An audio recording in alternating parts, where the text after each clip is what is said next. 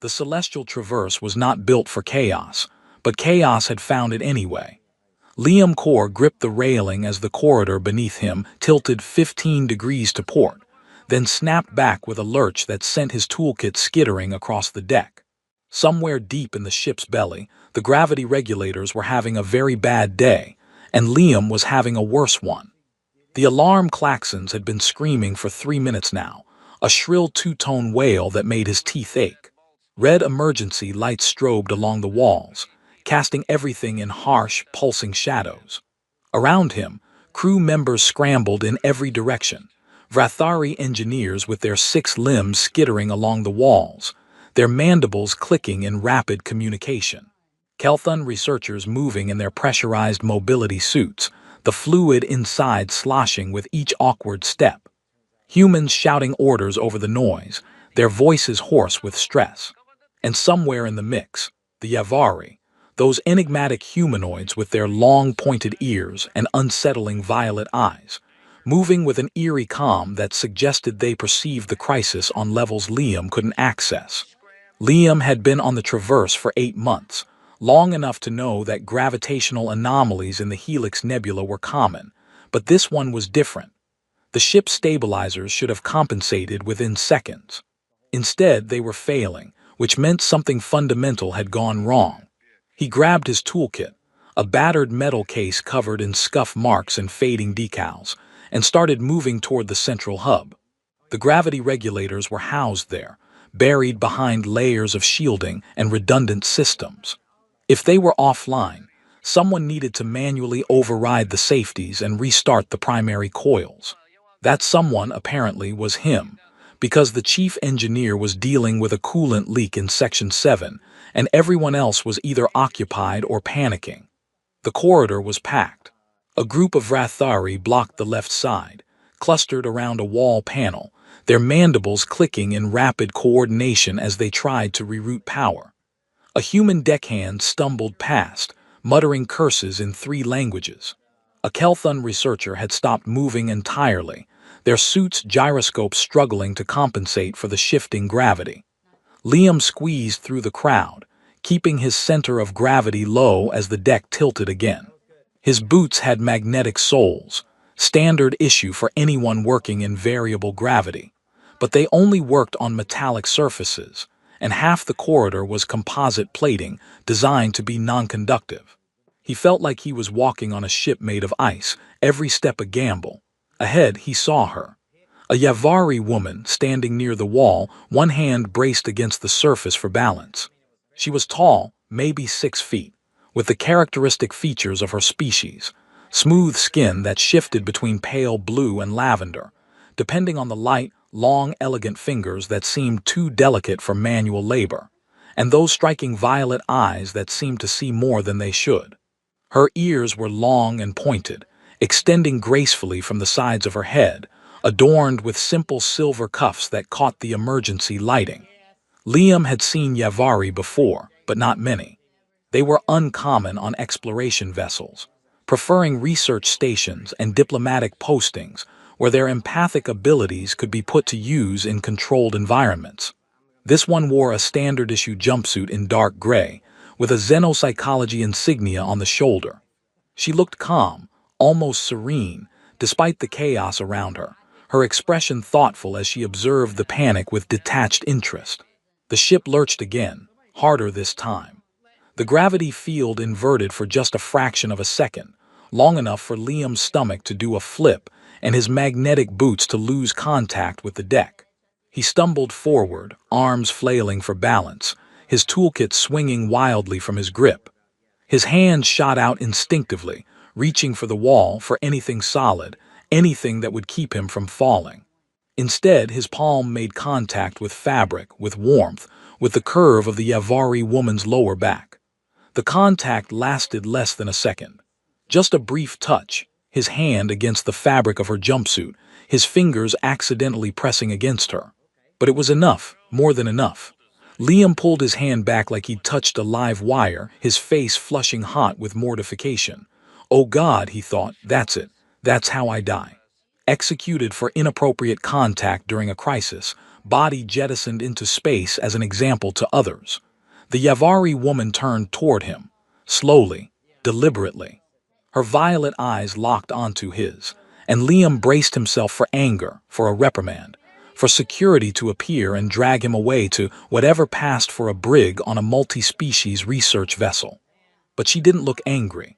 She was smiling, not a polite, dismissive smile, not a tight-lipped expression of barely controlled rage, a genuine smile, warm, curious, and slightly puzzled, like she just discovered something unexpected and wanted to know more.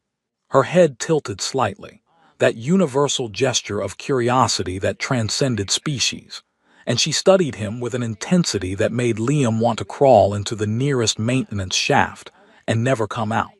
"I'm so sorry," he stammered, his voice barely audible over the alarms. "I didn't mean to. Gravity, lost my balance, wasn't trying to. God, I'm so sorry." The woman raised one hand, palm out, in a gesture that took Liam a moment to recognize. She was asking him to stop talking. He closed his mouth, his heart hammering in his chest. Around them, the chaos continued. Crew members rushed past, shouting orders. The lights flickered. The deck groaned under the strain of the malfunctioning gravity field. But the Yavari woman seemed entirely focused on him, as if nothing else mattered, her expression shifting from curiosity to something approaching fascination.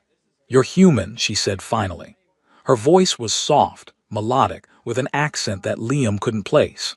It had a musical quality that suggested her native language used tonal patterns that universal standard couldn't quite capture. "Yes," Liam managed, his throat dry. "Liam Core. Environmental systems. Technician. Third class." He was babbling, adding unnecessary details because his brain had apparently decided that now was the time to have a complete meltdown. She nodded slowly as if committing every word to memory. "Rhinel Vache. Xenopsychology." She paused, her eyes narrowing slightly, not in suspicion but in concentration, like she was trying to solve a puzzle. "That was fascinating." "What was?" Liam asked, confused. "Your touch." She glanced down at her own hand, flexing her long fingers experimentally. "I sensed something unusual, something I've never encountered before." Liam had no idea what to say to that.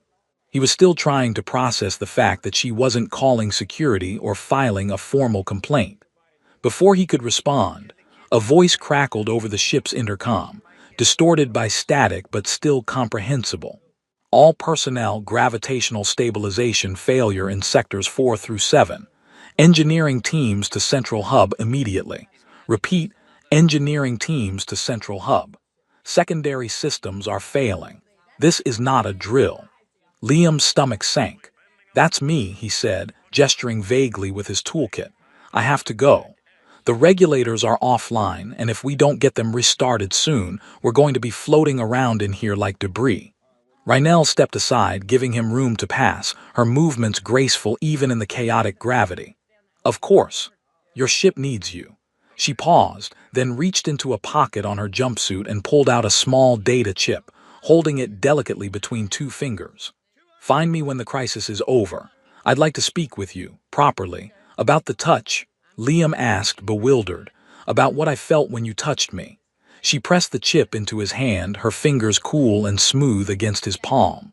For just a moment he felt something, a faint tingle like static electricity but deeper, more intentional, as if she were deliberately sharing something through that brief contact. Her smile widened slightly. "Go, your ship needs you. But I need to understand what I just experienced, and I think you might be the key." Liam nodded, still too confused to form coherent thoughts, and started moving toward the central hub, his toolkit clutched in one hand and the data chip in the other. Behind him, Rhinel watched him go, her expression thoughtful. She raised her hand again, the one he'd touched, and stared at it as if it held answers she couldn't yet articulate. Around her, the chaos of the failing ship continued, crew members running, alarms blaring, the deck tilting at impossible angles. But she stood still, lost in the memory of that brief, accidental contact.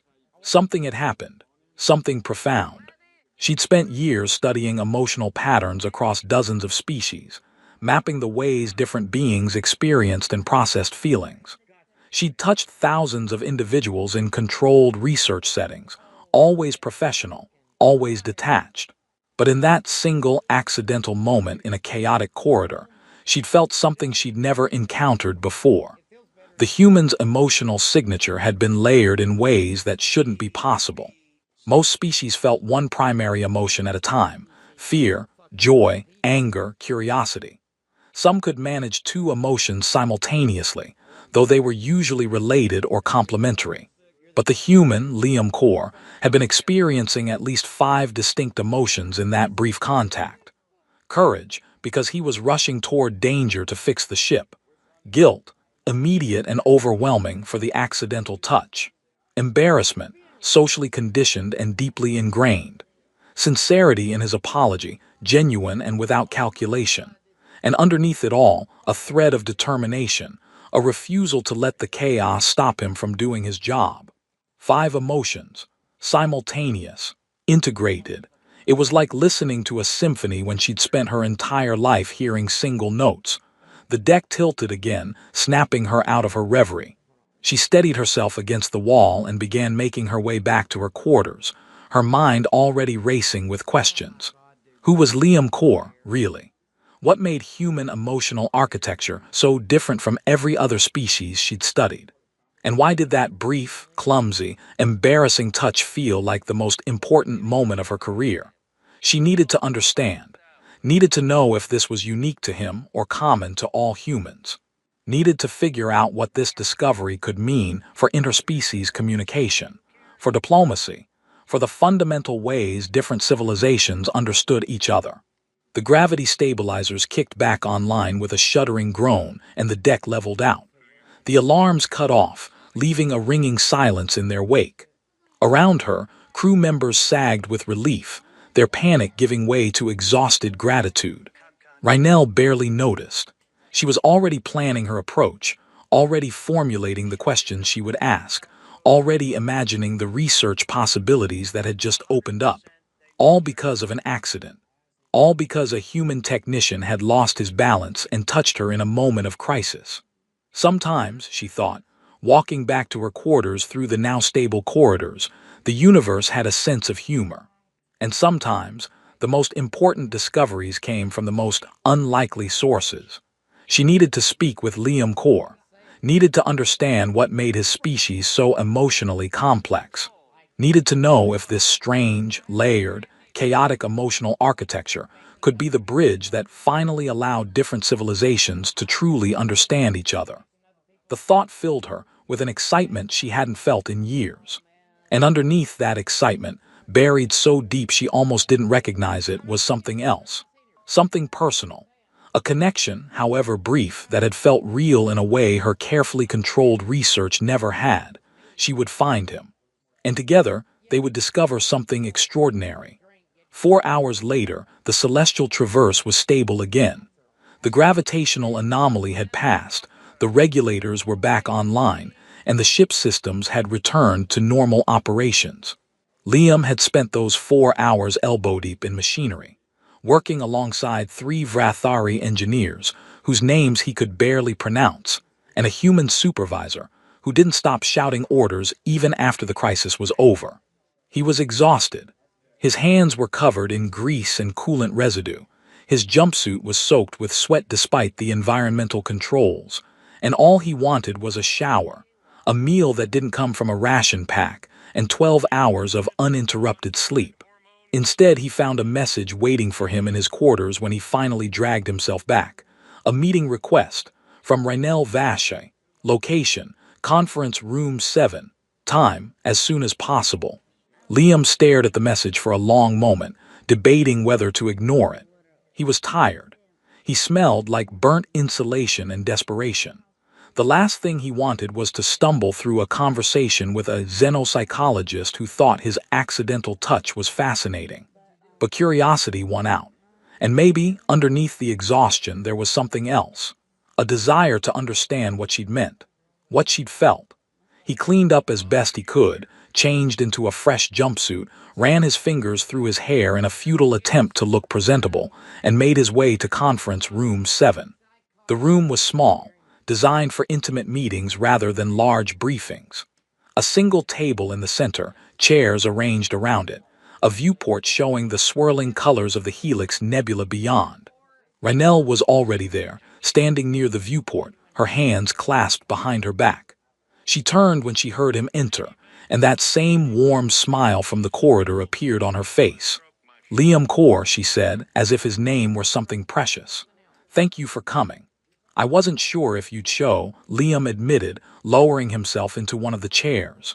His muscles ached from the hours of physical labor. "You made it sound important." "It is."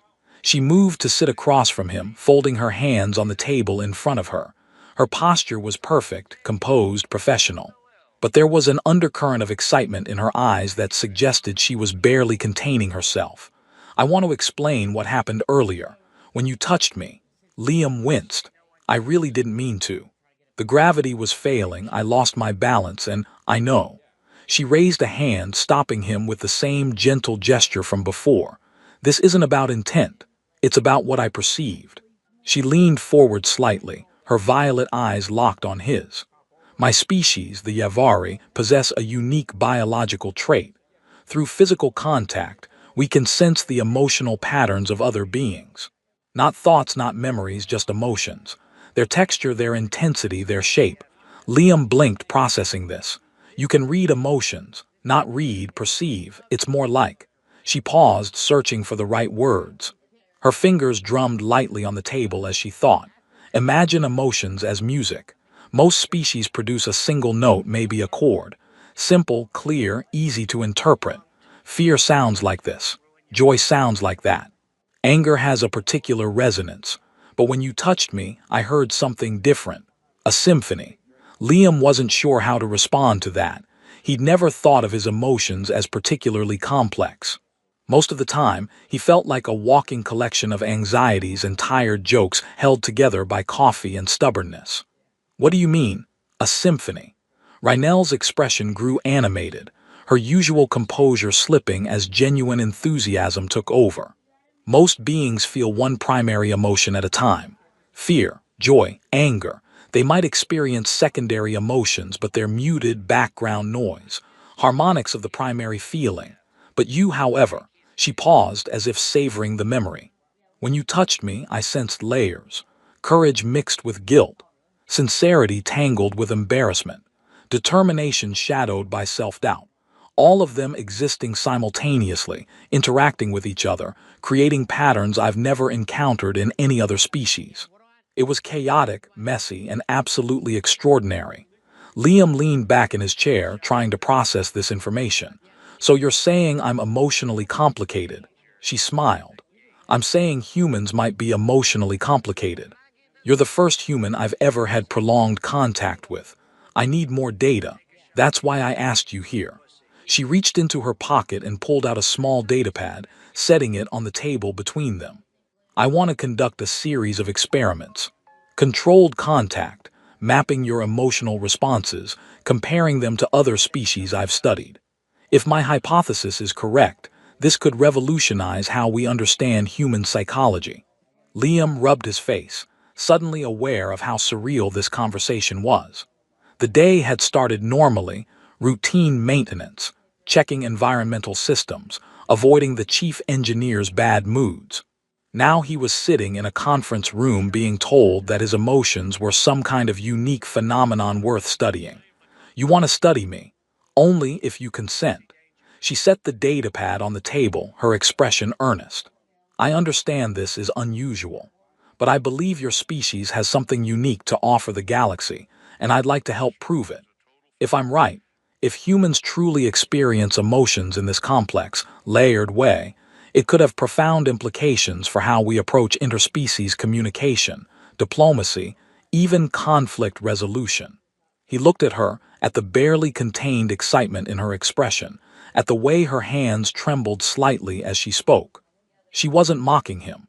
She wasn't treating him like some curiosity to be dissected and discarded.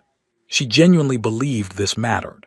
And despite his exhaustion, despite his skepticism, despite the voice in his head telling him this was a terrible idea, he found himself nodding.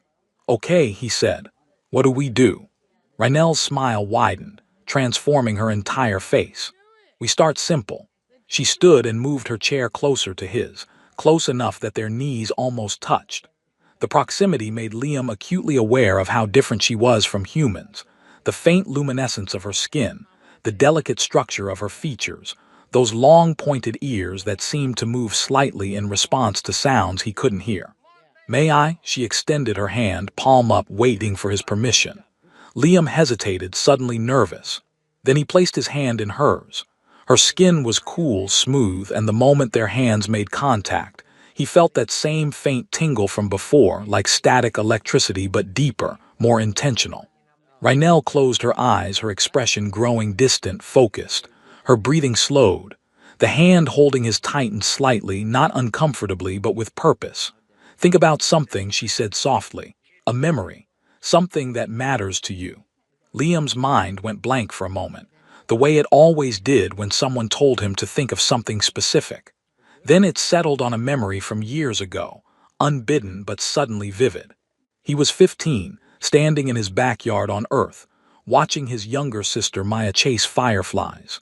She was laughing, her hair wild and tangled, her face lit up with pure joy as she tried to catch the glowing insects in her small hands.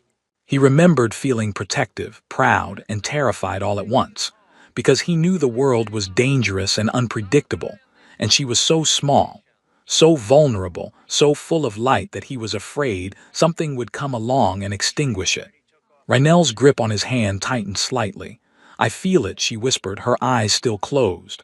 "Love, but not simple love. It's layered with fear, with responsibility, with—" She opened her eyes, staring at him with an intensity that made him uncomfortable. "With loss?"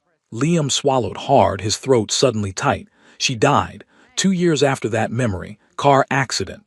She was 17. I was at university, studying for exams, and I got the call from my parents. By the time I made it home, she was already gone." Rynell didn't let go of his hand. Instead, she squeezed it gently, and for a moment he thought he saw moisture gathering in her violet eyes. "I'm sorry." "That's an inadequate response, I know, but I don't know what else to say. Human conventions for expressing sympathy are limited." He nodded, unable to speak. The memory was still fresh in his mind, as vivid as if it had happened yesterday instead of 8 years ago. Around them, the nebula swirled beyond the viewport, indifferent to their small moment of shared grief. After a long pause, Rynell released his hand and sat back, her expression thoughtful. "That's what I mean," she said quietly. "What you just shared, it wasn't one emotion. It was a dozen all existing at once. Love for your sister, pride in who she was, fear for her safety, guilt that you weren't there, grief over her loss. And underneath all of that, a determination to remember her, to keep her alive in your memory even though she's gone. That's human. That's what makes your species unique." Liam wiped his eyes, embarrassed by the tears that had gathered there. "Is that a good thing? I think it's extraordinary." She picked up her datapad and made a few notes, her fingers moving quickly across the screen. "If you're willing, I'd like to continue these sessions. Map more memories, more emotional patterns. Build a comprehensive profile of human emotional architecture. Over the next few days, we could explore different scenarios, moments of joy, fear, anger, contentment. Create a database that might help other species understand how humans process feelings." Liam looked out at the nebula, at the endless expanse of color and light that surrounded the ship. He thought about Maya, about the loneliness of working on a vessel where most of the crew barely knew his name, about the unexpected kindness of this strange woman who saw something in him worth studying. Maybe it was the exhaustion talking. Maybe it was the fact that someone finally was treating him like he mattered. Or maybe it was just curiosity about what else she might discover. But whatever the reason, he heard himself say, "Okay, let's do it." Rynell smiled, and for the first time since boarding the Traverse, Liam felt like maybe, just maybe, something good might come from this day. Even if it had started with stumbling into a beautiful alien woman during a gravity malfunction. The sessions became routine. Every other evening after Liam's shift ended and before the ship's communal dinner, he would meet Rynell in Conference Room 7. They'd sit together, hands touching in various configurations, palm to palm, fingers intertwined, sometimes just her hand resting on his forearm, and she would guide him through memories, emotions, moments he'd buried or forgotten or never properly examined. At first, it was profoundly awkward. Liam wasn't used to being vulnerable, especially not with someone he barely knew. The idea of letting someone, anyone, perceive his emotions in such raw, unfiltered detail made his skin crawl. But Rhinell made it easier. She didn't judge. She didn't offer unwanted advice or empty platitudes. She just listened, her hand in his, her eyes closed, perceiving the emotional storms he carried inside him with a fascination that felt genuine rather than clinical. Over time, the awkwardness faded. He began to relax into the process, to trust that she wouldn't use what she learned against him or share it with anyone else.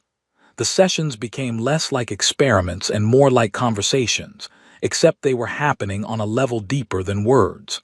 He told her about his childhood on Earth, growing up in a coastal town where the ocean stretched forever, and the smell of salt was always in the air. He told her about his decision to leave, to join the Exploration Corps, driven by a restlessness he couldn't name and a desire to see what lay beyond the horizon. He told her about his regrets, his fears, his small triumphs that no one else would ever think to celebrate. And Rhinell listened. She perceived. She mapped every emotional nuance with meticulous care, building a profile of human emotional architecture that grew more complex with each session. One evening, after a particularly intense session where Liam had recounted the day he left Earth, saying goodbye to his parents at the spaceport, watching the planet shrink in the viewport until it was just another point of light, Rhinell opened her eyes and looked at him with something like wonder. "You experience everything so deeply," she said, her voice barely above a whisper. "Even the smallest moments carry weight for you. The texture of goodbye, the visual memory of Earth becoming distant, the guilt of leaving your parents, all of it layered together. Most species would feel one dominant emotion in that scenario. Sadness at leaving, perhaps, or excitement for the journey ahead. But you felt both, simultaneously, along with guilt, anticipation, fear, determination, and a dozen other subtle variations. Is that bad? Liam asked, genuinely curious. No. She shook her head, her long pointed ears shifting slightly with the movement. It's human. She set her datapad aside, leaving her hand in his. Other species I've studied, they feel emotions, of course, but they're more straightforward. A Vrathari feels pride in their work, but it's uncomplicated, pure.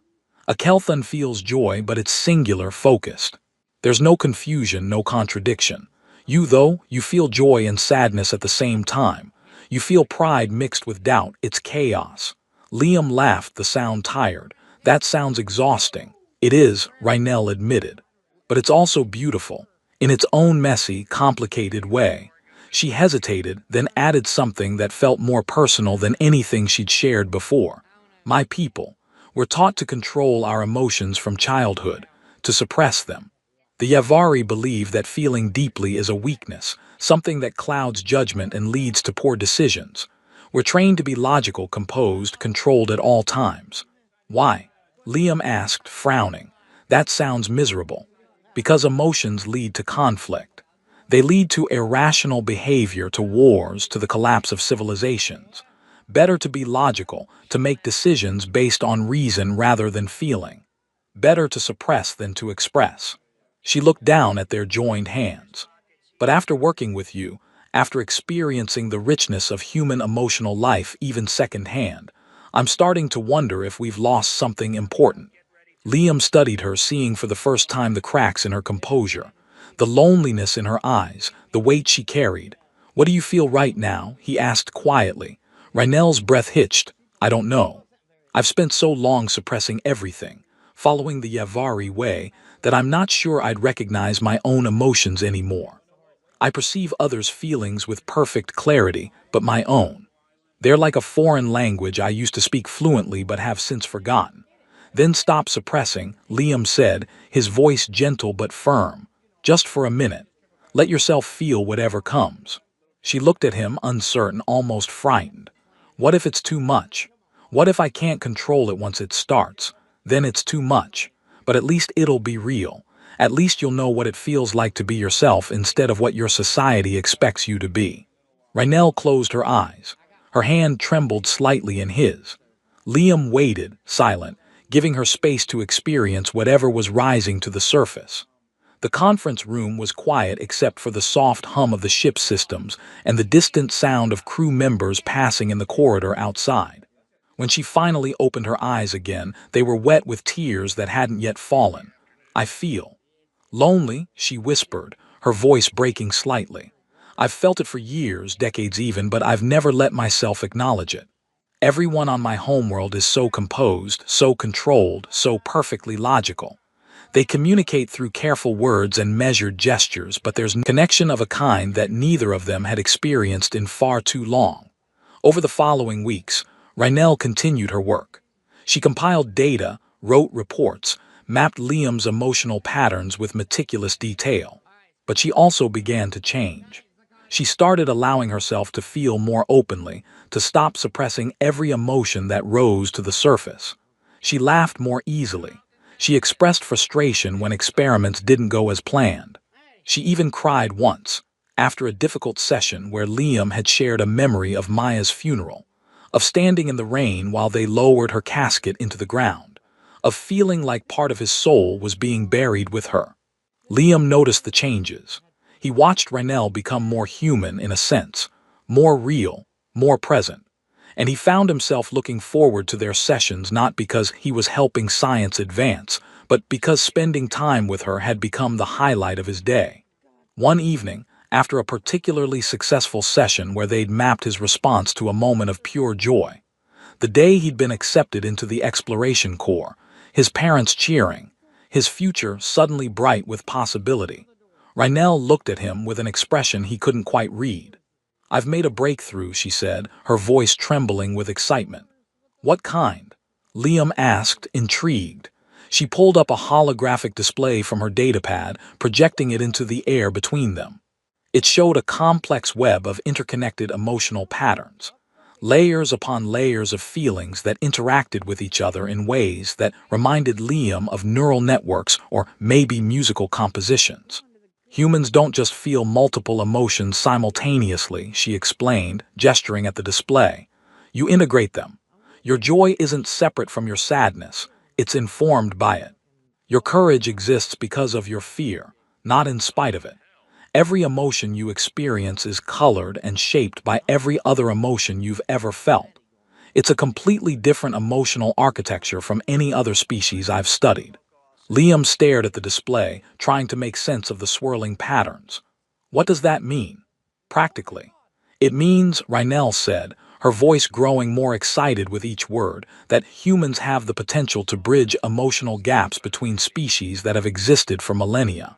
Most civilizations struggle to understand each other because their emotional experiences are fundamentally different. A Vrathari's pride doesn't translate to a Kelthun's contentment. A Yavari's controlled composure is incomprehensible to a Dravok's passionate intensity. We can translate words, but we can't translate feelings. Until now." She turned to face him fully. "If we can map human emotional patterns and teach other species to recognize them, to understand how they work, we could create a new form of communication. One that transcends language. Emotional interpreters who can bridge the gap between civilizations that have been talking past each other for centuries." Liam felt a surge of something he couldn't quite name. Pride, maybe, mixed with disbelief, and a strange sense of responsibility. "You think my messy emotions could help people talk to each other? I think your messy emotions could change the galaxy," Rainelle said simply. She leaned forward, her eyes bright with possibility. "I want to present this to the ship's command. Show them what we've discovered. Get approval to expand the research, to study more humans, to develop training protocols for Yavari who could work as emotional interpreters." Liam felt a surge of anxiety. "That means people will know about me, about these sessions, about everything I've shared. Only if you consent," Rainelle said quickly, reading his hesitation. "I won't share anything without your explicit permission. But Liam, this is important. What we've found could help millions of people understand each other better. Could prevent conflicts that start because two species literally can't comprehend how the other one feels, could create connections where none existed before. He looked at her, at the hope in her eyes, at the genuine belief that what they'd built together mattered beyond just the two of them. And he realized she was right. Maybe his messy, chaotic, complicated emotions were worth something after all.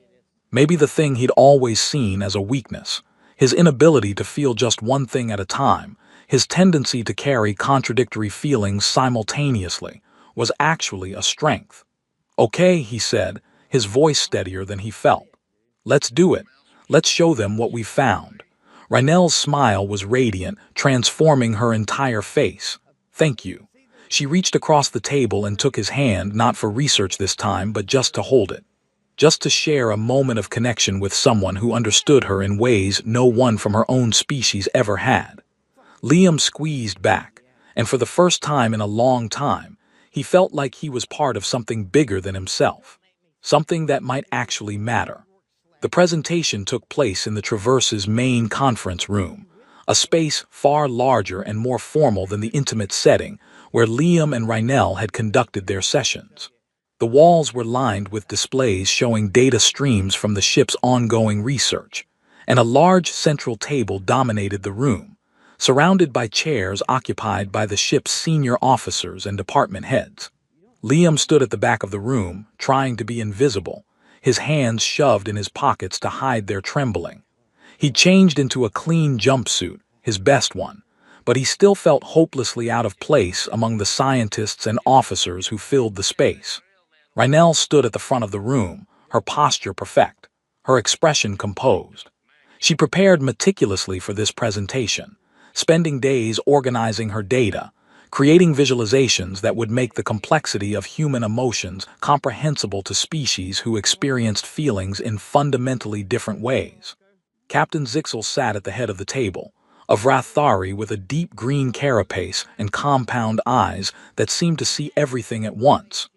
His mandibles clicked thoughtfully as Rynell began her presentation, explaining the Yavari ability to perceive emotions, detailing her sessions with Liam, showing the data she'd compiled over weeks of careful study. The holographic displays she projected were impressive, swirling patterns of color that represented the complexity of human emotional architecture. Each color represented a different emotion, and the way they overlapped and interacted created patterns that looked almost like abstract art. Beside Captain Zixel sat Dr. Amara Singh, the ship's chief science officer, a human woman in her 50s with sharp eyes and an expression that suggested she didn't suffer fools gladly. She leaned forward as Rynell explained her findings, her fingers steepled in front of her, clearly fascinated. On the captain's other side was Thess, the head of diplomatic operations, a Kelthon whose translator device crackled softly as it converted their subsonic communication into universal standard. The display showed several other department heads, all of them watching Rynell with varying degrees of interest and skepticism. When she finished, the room was silent for a long moment. Captain Zixel's mandibles clicked rhythmically, a sign that he was processing information. Finally, he spoke, his voice a deep, resonant buzz that the translator rendered into clipped, precise universal standard. "This is highly irregular," he said. "Using a crew member as a research subject without prior authorization from the ethics committee. Conducting experiments that could have psychological implications without proper oversight." Rynell's composure didn't waver. "With respect, Captain, these weren't experiments. They were voluntary sessions conducted with full, informed consent. Technician Corps agreed to participate, understood the nature of the research, and could have withdrawn at any time." The captain's compound eyes fixed on her. "And yet you're presenting findings that suggest a fundamental restructuring of how we approach interspecies communication. That goes beyond simple research, Dr. Vache. That has implications for policy, for diplomacy, for how this ship and the broader exploration fleet interact with different civilizations." Dr. Singh spoke up, her voice cutting through the tension. "If I may, Captain, the findings are extraordinary. If Dr. Vache's hypothesis is correct, If humans truly experience emotions in this layered, integrated way, it could explain centuries of miscommunication between Earth and other civilizations. It could give us tools we've never had before. She turned to look at Liam, who instinctively straightened under her gaze. Technician Core, would you be willing to answer some questions? Liam's heart jumped into his throat, but he nodded and stepped forward. Yes, ma'am. Tell me in your own words what these sessions with Dr. Vashai were like. What did you experience? Liam took a breath, trying to organize his thoughts. At first, it was uncomfortable. Having someone perceive your emotions that directly, that clearly, it felt invasive, like being naked in front of a stranger. But Dr. Vashai was respectful. She never pushed, never judged. She just perceived. And over time, I started to understand what she was finding. He paused, choosing his words carefully. I've always thought of myself as kind of a mess emotionally, like I could never just feel one thing cleanly. I'd be happy about something but also worried, proud but also doubting myself. It felt like a weakness, but Dr. Vashai showed me that maybe it's not. Maybe it's just how humans are built. We don't experience emotions in isolation. We experience them in context, colored by everything else we've ever felt. Dr. Singh nodded slowly, her expression thoughtful. And you believe this? Complexity could be useful. Liam glanced at Raynell, who gave him an encouraging nod. I think most conflicts happen because people, or species, don't understand how the other side feels. We can translate words, but we can't translate emotions.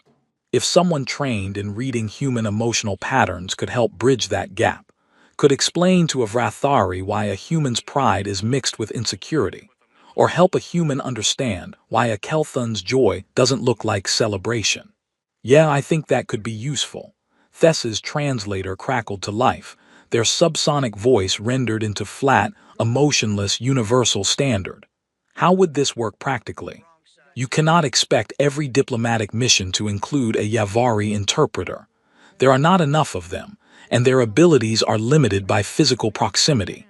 Raynell stepped forward, her confidence growing. We wouldn't need a Yavari on every mission. We'd need training protocols, ways to teach non-empathic species to recognize the signs of complex emotional states. Body language, vocal patterns, word choices that indicate someone is experiencing multiple contradictory feelings. The Yavari could serve as initial translators, helping to establish those protocols. But eventually, any trained diplomat could learn to recognize and respond to human emotional complexity. And she added, her voice taking on an edge of passion, if we can develop methods for other species to understand human emotions, we can develop methods for humans to understand theirs. This isn't just about making humans comprehensible to the galaxy. It's about creating genuine bridges of understanding that work in both directions. Captain Zixel was silent for another long moment, his mandibles clicking in that rhythmic pattern that suggested deep thought. Finally, he spoke.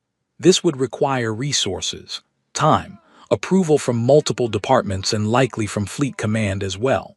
I understand, Raynell said, but I believe it's worth it. The galaxy is vast, Captain. We share it with hundreds of species, each with their own ways of thinking, feeling, communicating. Any tool that helps us understand each other better, that prevents misunderstandings from escalating into conflicts, is worth the investment. The captain's compound eyes fixed on Liam again. And you, Technician Core, you're willing to continue participating in this research, to be, essentially, the baseline for understanding human emotional architecture. Liam felt the weight of every eye in the room on him. This was it. The moment where he could back out, return to his comfortable anonymity as just another technician keeping the ship's environmental systems running. Or he could step into something bigger, something that might actually matter. He thought about Maya, about the weight of emotions he'd carried since her death. He thought about Raynell, about how she'd helped him understand that his emotional complexity wasn't a weakness. And he thought about all the misunderstandings, all the conflicts, all the times people talked past each other because they literally couldn't comprehend how the other person felt. Yes, sir, he said, his voice steady. I'm willing. Captain Zixel's mandibles clicked in what might have been approval. Very well. I'll authorize a preliminary program. Dr. Vache, you'll work with Dr. Singh to develop a comprehensive research protocol. You'll study additional human subjects to confirm your findings aren't unique to Technician Corps. And you'll prepare a proposal for a training program that can be presented to Fleet Command. If it shows promise, we'll expand it. Rynell's smile was blinding. Thank you, Captain.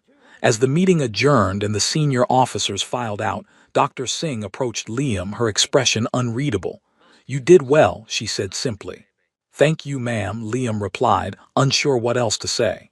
She studied him for a moment. You realize you're going to be famous, right?